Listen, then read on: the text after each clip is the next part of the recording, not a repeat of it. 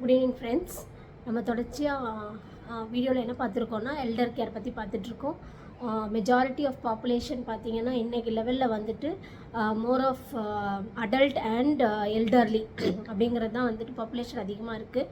So நம்மளை எப்படி பார்த்துக்கணும், வயதானவர்கள் எப்படி வந்து தன்னை பார்த்துக்கணும், மற்றவங்களும் அவங்களுக்கு எப்படி உதவியாக இருக்கணும் அப்படிங்கிறத பற்றி தான் பார்த்துட்டுருக்கோம். ஸோ இன்றைக்கி வந்து என்ன பார்க்க போகிறோம் அப்படின்னா, ஒரு டிபெண்ட்டாக இருக்கிற ஒரு எல்டர்லியை வந்து நம்ம எப்படி பார்த்துக்கணும் அப்படிங்கிறத பற்றி தான் வீடியோக்குள்ளே பார்க்க போகிறோம். ஸோ வீடியோக்குள்ளே போகிறதுக்கு முன்னாடி வீடியோ லைக் பண்ணுங்கள், ஷேர் பண்ணுங்கள், சப்ஸ்கிரைப் பண்ணுங்கள், மறக்காமல் பெல் ஐக்கானை கிளிக் பண்ணுங்கள். அப்போ தான் நான் போடுற வீடியோ உங்களுக்கு உடனுக்குடன் வரும்.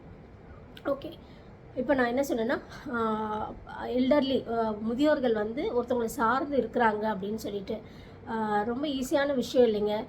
அந்த எல்டர்லி வந்து ஒருத்தவங்களை சார்ந்து இருக்கிறாங்கன்றது வந்து ரெண்டு விதமான பாதிப்புகள் உண்டு. என்ன அப்படின்னு பார்த்தீங்கன்னா, ஒன்று வந்து அந்த வயதானவர்களுக்கு வந்து மனசுக்குள்ளே நம்ம ஒருத்தவங்க பாரமாக இருக்கோமே அப்படிங்கிற ஒரு தாட் இருக்கும் மனசுக்குள்ளே. அதே மாதிரி பார்த்திங்கன்னா, யார் ஒருத்தர் அவங்கள ரொம்ப பார்த்துக்கிறாங்களோ அவங்களுக்கும் அது ஒரு பேர்டனாக இருக்கும். சரிங்களா? இல்லைன்னு யாராலையும் சொல்ல முடியாது. அதாவது ரொம்ப பாசமாக அவங்கன்னா எனக்கு ரொம்ப பிடிக்கும், அவங்க தான் எனக்கு உயிர் அப்படின்னு சொன்னால் கூட ஒரு குறிப்பிட்ட காலம் வரைக்கும் தான் வந்து எல்லாத்துமே மற்றவங்களுக்காக பண்ண முடியும். ஏன்னா இப்போ எல்லாமே வந்து ஒரு ஏஜிங் ப்ராசஸில் இருக்கும்போது எல்லாருக்கும் அது முடியுதா அப்படின்னு பார்த்தா டைம் ஃபேக்டர் பெரிய ப்ராப்ளமாக இருக்குது. ப்ளஸ் அவங்களோட விஷயங்களை பார்த்துக்கிறதுக்கே வந்து அவங்கள ஒருத்தரால் முடியாமல் போகிற சூழ்நிலைகள் ஏற்படுது. ஸோ இந்த மாதிரியான பிரச்சனைகளை வந்து நம்ம சால்வ் பண்ணணும் அப்படிங்கிறதுக்கு தான் இங்கே சொல்ல வந்திருக்கோம். ஓகே, இப்போ இந்த பேர்டன் அந்த மாதிரி டிபெண்ட்டாக இருக்கும். எதுக்கெல்லாம் டிபெண்ட்டாக இருப்பாங்கன்னா, அவங்க வந்து பேசிக் கேர்னு அப்படின்னா என்ன அர்த்தம் அப்படின்னு சொன்னால், தண்ணி குடிக்கிறதா இருக்கட்டும், ஒரு டம்ளர்லேருந்து தண்ணி எடுத்து குடிச்சிக்கிறதா இருக்கட்டும், இல்லை அவங்க ப்ரஷ் பண்ணிக்கிறதா இருக்கட்டும், இல்லை அவங்க வாய்ட் பண்ணுறது பாத்ரூம் போகிறதா இருக்கட்டும், அவங்க குளிக்கிறதா இருக்கட்டும், அவங்க உடுப்பை வந்து உடுத்திக்கிறதா இருக்கட்டும், துணி போட்டுக்கணும் அவங்களுக்கே அப்படின்னு இருக்கட்டும். சரிங்களா? இந்த மாதிரி பலதரப்பட்ட விஷயங்களுக்கு அவங்களுக்கு வந்து உதவியே இல்லாமல் அவங்களால எதுவுமே பண்ண முடியாது. இந்த ஃபங்க்ஷனல் எபிலிட்டியெல்லாம் வந்துட்டு பிளாக் ஆகுது அப்படின்னா, அந்த மாதிரிப்பட்டவங்களுக்கு சைக்காலஜிக்கலாக வந்து என்ன ஆகும்னு சொன்னால், ஆரம்ப காலத்தில் வந்து அவங்க கொஞ்சம் அந்த இண்டிபெண்டன்ட் ஸ்டேட்லேருந்து டிபெண்டன்ட் ஸ்டேட்டுக்கு போகும்போது ஆரம்பத்தில் வந்து அந்த மோட்டிவேட்டிங் ஃபேக்டர்ஸ் இல்லாமல் போயிடுதுன்னு வச்சுக்கோங்களேன்.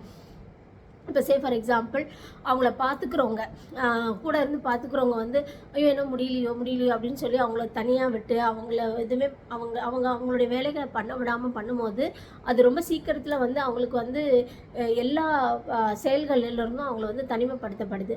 அப்போ என்ன ஆகிடுதுன்னா, அவங்களுக்கு யாரோ ஒருத்தவங்க பண்ண ஆரம்பிக்கிறாங்க.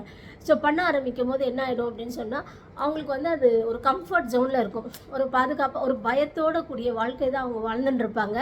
ஏன்னா வந்து எனக்கு எதுனா ஆகிடுமோ, நான் கீழே விழுந்துடணும் அப்படிங்கிற ஒரு பயம்லாம் இருக்கும். காமனாக பார்த்தீங்கன்னா வயதானவர்கள் வந்து பேலன்ஸை லூஸ் பண்ணுவாங்க. நடக்கும்போதோ இல்லை கொஞ்சம் எந்திரிச்சு நிற்கும் போதோ அப்படிலாம் சொல்லி ஒரு பேலன்ஸ், அது ஒரு பயத்தில் என்ன பண்ணுவாங்கன்னா, அந்த சூழ்நிலையில் நம்ம கூட யாருனா இருந்தால் போகிறோன்றதுக்காக அவங்களால செய்ய முடிகிற விஷயங்களை கூட சில பேரால் எனக்கு முடியல அப்படின்னு சொல்கிற கட்டம் வருது. சரிங்களா? ஸோ அந்த மாதிரி விஷயங்கள் அவங்கள வந்து தள்ளப்படுது. அந்த ஒரு வட்டத்துக்குள்ளே அவங்க மாட்டிக்கிறாங்க. ஸோ இது மாதிரி இருக்கிற சூழ்நிலைகளை உங்களுக்கு பேர்டன் ஆகாமல் இருக்கணும்னா பார்த்துக்கக்கூடியவங்க ரொம்ப முக்கியமான விஷயத்தை பயன்படுத்தணும். அது என்னன்னா மோட்டிவேஷன். ஓகே, ஸோ அவங்களுக்கு ஒரு உதவி தேவைப்படுது, சப்போர்ட்டிவ் கேராக கொடுங்க, மோட்டிவேட்டிங்காக இருங்க. ஸோ சப்போர்ட்டிங் கேர்னால் எல்லாத்தையும் எடுத்து பக்கத்தில் வச்சு இதை பண்ணுங்க அப்படின்னு சொல்ல ஆரம்பிங்க.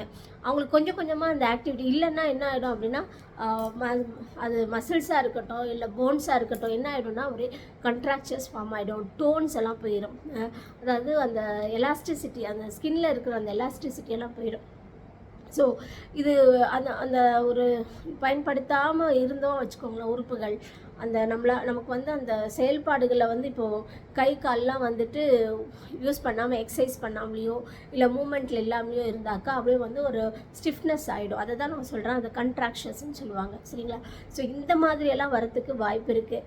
முக்கியமாக இந்த கூட இருக்கிறவங்க என்ன பார்க்கணும் அப்படின்னு சொன்னால், இந்த மாதிரி கம்ப்ளீட்டாக டிபெண்ட்டாக இருக்கிற ஃபேஸில், அதாவது அவங்களுக்கு செய்ய முடியும் ஆனால் அவங்க செய்யாமல் அதை அவாய்ட் பண்ணுறாங்கன்றதுக்கு கண்டிப்பாக ஒரு மோட்டிவேஷன் இருக்கணும், ஒரு சப்போர்ட் இருக்கணும். மூணாவது விஷயம், ரீஎன்ஃபோர்ஸ்மெண்ட். ஓகே, தயவுசெய்து பார்த்துக்கோங்க. ஒரு பாசிட்டிவ் ரீஎன்ஃபோர்ஸ்மெண்ட் இருக்குது, ஒரு நெகட்டிவ் ரீஎன்ஃபோர்ஸ்மெண்ட் இருக்குது. ஸோ பாசிட்டிவ் அப்படின்னு சொன்னால் அவங்க பண்ணும்போது வெரி குட், நல்லா பண்ணுறீங்க அப்படின்னு ஒரு என்கரேஜ்மெண்ட் கொடுங்க. அவங்க அதை அடுத்து செய்யறதுக்கு கூட இருந்து சப்போர்ட் பண்ணி வாங்க, நான் வரேன், நீங்கள் செய்யுங்க அப்படிங்கிற ஒரு பாசிட்டிவிட்டியை கொடுங்க. இன்னொன்று வந்து நெகட்டிவ் ரீஎன்ஃபோர்ஸ்மெண்ட். அவங்க அதை பண்ணலைன்னா அது சின்னதாக ஒரு கோவப்பட்டோ இல்லை நீ உங்ககிட்ட அப்படியே ஒரு சின்னதாக ஒரு நெகட்டிவ் ஃபோர்ஸ் கொடுக்கும்போது அவங்களுக்கு அது ஒரு புரிதல் வருதான்னு பாருங்கள். சரிங்களா? ஸோ இந்த மாதிரி விஷயங்களை நம்ம சால்வ் பண்ணும்போது கொஞ்சம் ஈஸியாக இருக்கும் ஹேண்டில் பண்ணுறதுக்கு. கண்டிப்பாகவே அவங்களால எதுவுமே முடியாது, இப்போ உடல் ரீதியாக பாதிப்பு இருந்து அவங்களுக்கு வந்து கை கால் வரல, அவங்களுக்கு வந்து பேச முடியாது, அவங்களால எதுவுமே பண்ணிக்க முடியாதுங்கிறது கண்டிப்பாக ஒருத்தவங்க அவங்களுக்கு எல்லாமே பண்ணக்கூடியவங்களாக வேணும். ஆனால் நான் இப்போ பேசுகிறது எல்லாமே அவங்களுக்கு பண்ண முடியும், ஆனால் அவங்களுடைய ஒரு பயத்தினாலேயோ இல்லை அவங்களுக்கு வந்து ஒரு சப்போர்ட் தேவை இருக்கோ அப்படிங்கிற ஒரு இண்டிபெண்ட், பார்ஷியல் இண்டிபெண்ட் அப்படியா தேவைப்படுறவங்க பண்ணக்கூடிய விஷயங்களை எப்படி தவிர்க்கணுங்கிறத பற்றி தான் சொல்லியிருக்கேன். ஸோ அவங்களுக்கு அந்த ஒரு ஒரு ஃபார்ம் ஆஃப் ஒரு அவேர்ட்டட் டுவர்ட்ஸ் லைஃப், அதாவது எனக்கு வந்து இனிமேல் எதுவுமே பண்ணிக்க முடியாது அப்படிங்கிற ஒரு எண்ணத்துக்குள்ளே அவங்கள விடாமல் பார்த்துக்கிட்டிங்கன்னா கண்டிப்பாக பார்த்துக்கிறவங்களுடைய பேர்டன் கண்டிப்பாக குறையும். சரிங்களா? ஸோ நம்ம என்ன பண்ணிடுறோம் அப்படின்னு சொன்னால், பார்த்துக்கவே மாட்டோம்னு நான் சொல்லலை, என்ன பண்ணிடுறோம் அப்படின்னா அவங்க காமிக்கிற ஒரு பயத்தை வந்து அந்த நம்மளை அறியாமலே நம்ம அவங்கள என்கரேஜ் பண்ணுறதுனால அவங்க இன்னுமே பயந்து பயந்து என்ன பண்ணிடுறாங்கன்னா எல்லாத்துலேருந்தும் ஒரு இக்னரன்ஸ் வந்துடுது அவங்களுக்கு. ஸோ அது ஆட்டோமேட்டிக்கலாக அது என்ன ஃபேஸில் போயிருதுன்னா, இண்டிபெண்ட்டாக தனிச்சையாக செய்யக்கூடிய ஒரு நபர் அப்படியே ஒருத்தவங்களை சார்ந்து போகிற மாதிரி போயிடுறாங்க. ஸோ அதை வந்து தவிர்க்கணும் அப்படிங்கிறது தான் இந்த முக்கியமான வீடியோ. சரிங்களா? So partial those who are depend, அவங்களுக்கு நீங்கள் சைக்கலாஜிக்கல் சப்போர்ட்டாக கேர் கிவர்ஸ் யார் அவங்கள பார்த்துக்கிறாங்களோ அவங்க வந்து கொஞ்சம் ஸ்ட்ராங்காக அவங்கள ப்ரிப்பேர் பண்ணணும். அப்படி ப்ரிப்பேர் பண்ணிங்கன்னா ஒரு சேஞ்ச் ஓவர் நீங்கள் பார்க்கலாம். தேங்க்யூ.